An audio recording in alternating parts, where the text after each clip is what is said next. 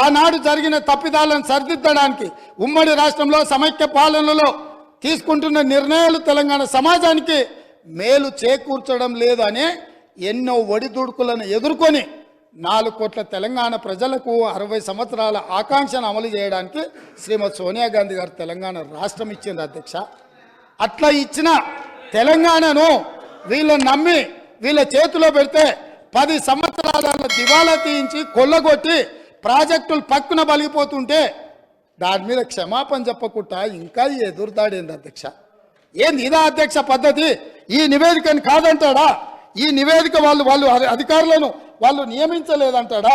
లేకపోతే ఈ నివేదిక సంబంధం లేదంటాడా అని నేను అడుగుతున్నా అధ్యక్ష.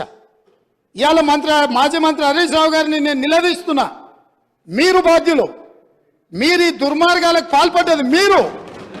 మిమ్మల్ని ఎందుకు 2014 నుంచి 18 వరకు మిమ్మల్ని చంద్రశేఖరరావు గారు మంత్రిగా కొనసాగించి 18లో ఎందుకు మిమ్మల్ని మంత్రిగా బర్తరఫ్ చేసిందని నేను అడుగుతున్నా. అగ్రిమెంట్ చేయకుండా తెలంగాణను నిర్లక్ష్యం చేసినందుకు ఈ కాంగ్రెస్ పార్టీ నాయకులకు క్షమాపణ చెప్పాలి.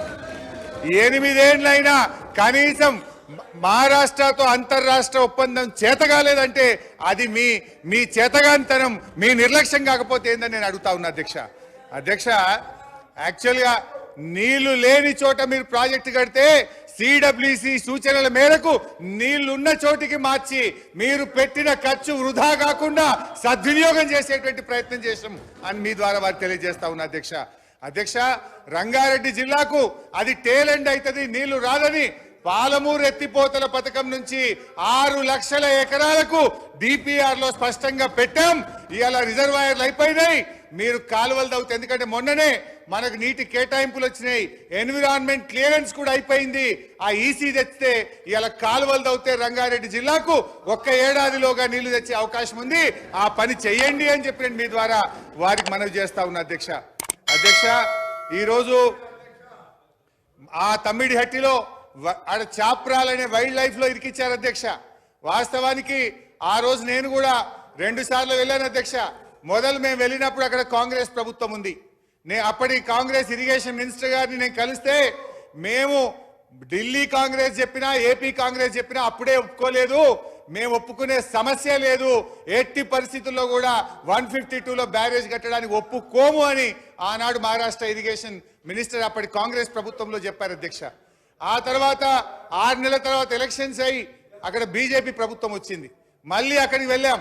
అక్కడికి వెళ్ళి దేవేంద్ర ఫడ్నవీస్ గారు ముఖ్యమంత్రి అయితే వారిని అక్కడ ఇరిగేషన్ మినిస్టర్ను కలిసి మాకు ఇది ఒప్పుకోండి 152కు, మాకు తెలంగాణకు జీవనాధారం అని చెప్పి ఎన్ని రకాలుగా అడిగిన ఆయన ఏమన్నాడంటే అసలు దీనికి వ్యతిరేకంగా పోరాటం చేసిందే నేను, జైళ్లలో పడ్డా అరెస్ట్ అయినా ఈ రోజు రాష్ట్ర ముఖ్యమంత్రిగా నేనెట్లా ఒప్పుకుంటా 152కు, ఒప్పుకునే ప్రశ్నే లేదని కొత్తగా మహారాష్ట్రలో పదవి బాధ్యతలు చేపట్టిన ఫడ్నవీస్ ముఖ్యమంత్రి గారు చెప్పారు అధ్యక్ష. స్వయంగా కేసీఆర్ గారు కలిసి మేము కలిసి అన్ని ప్రయత్నాలు చేసిన తర్వాత ఒప్పుకునే ప్రశ్నే లేదు అని చెప్పి ఆ కొత్తగా వచ్చిన ప్రభుత్వం కూడా చెప్పిన తర్వాత ప్రత్యామ్నాయం లేని పరిస్థితి. 7 ఏళ్లు మీరు సమయం వృధా చేశారు. మరి మేము 7 ఏళ్లు దాని హెడ్ ఎక్కడ కట్టాలో అసలు మహారాష్ట్రలపై అనుమతి లేకుండా మనం బ్యారేజ్ కట్టగలుగుతామా? మీలాగా 8 ఏళ్ల సమయం వృధా చేయాలనుకుంటున్నారా? అయితే ఆ రోజు వ్యాప్కోస్ అనే కేంద్ర ప్రభుత్వ సంస్థకు మాకు ఈ సమస్య వచ్చింది. ఒకవైపు సిడబ్ల్యూసి నీళ్లు లేదు, మీకు అవసరమైన నీటి లభ్యత తమ్మిడిహెట్టి దగ్గర లేదు, మీరు ప్రత్యామ్నాయం చూసుకోండి అని సిడబ్ల్యూసి చెప్తుంది. మరోవైపు మహారాష్ట్ర ఒప్పుకోనంటుంది, ప్రత్యామ్నాయం సూచించండి అని చెప్పి కేంద్ర ప్రభుత్వ సంస్థ వ్యాప్కోస్కి ఇస్తే వాళ్ళు ఇచ్చిన సూచన మేరకు మాత్రమే ఈ మేడిగడ్డ, తమ్మిడిహట్టి, అన్నారం, సుందిల్లా బ్యారేజ్ల నిర్మాణం జరిగిందని మీ ద్వారా గౌరవ ముఖ్యమంత్రి గారికి ప్రభుత్వాన్ని తెలియజేస్తున్నా.